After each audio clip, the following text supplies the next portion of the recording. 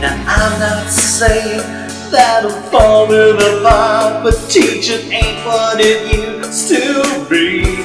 Yeah, no money for resources, and I wanna know why my class size is 93.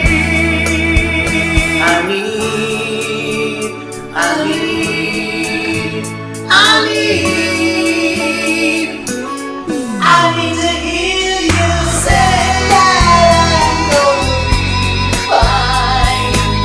'Cause sometimes they make me teach online helping. I ain't never wanna hear you say things are always gonna be this way.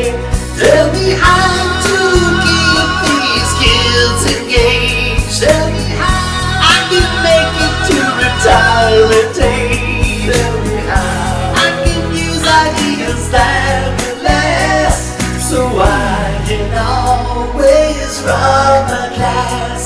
So I can always run my class.